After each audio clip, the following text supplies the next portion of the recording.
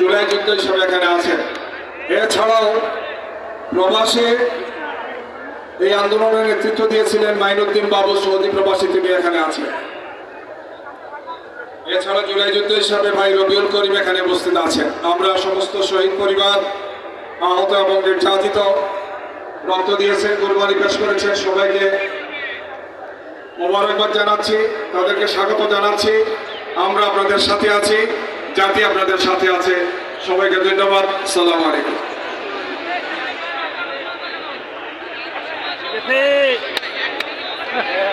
সংগ্রামী ভাই এবং বন্ধুগণ, আজকের এই জাতীয় সমাবেশে এখন আমাদের সামনে বক্তব্য রাখবেন বাংলাদেশ জামাত ইসলামী কেন্দ্রীয় মজলিসের শুরুর অন্যতম সদস্য, বাংলাদেশ শ্রমিক কল্যাণ ফেডারেশনের সংগ্রামী সেক্রেটারি জেনারেল, বিশিষ্ট শ্রমিক নেতা অ্যাডভোকেট আতিকুর রহমান। আউযু বিল্লাহি মিনাশ শাইতানির রাজীম। বিসমিল্লাহির রহমানির রহিম।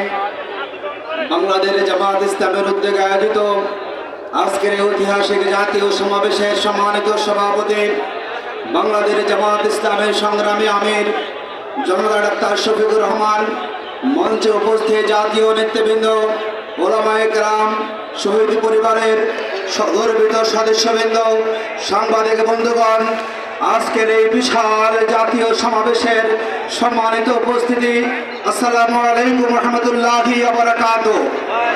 আমি আজকে শুরুতেই স্মরণ করছি ২৪শে জুলাই আন্দোলনে শহীদ আবু সাঈদ থেকে শুরু করে যারা জীবন দিয়ে আমাদের জন্য ২৪শে ৫ই আগস্ট দ্বিতীয় স্বাধীনতা এনে দিয়েছেন, আমরা সে সমস্ত শহীদ ভাইদেরকে আজকে অত্যন্ত শ্রদ্ধার সাথে স্মরণ করছি।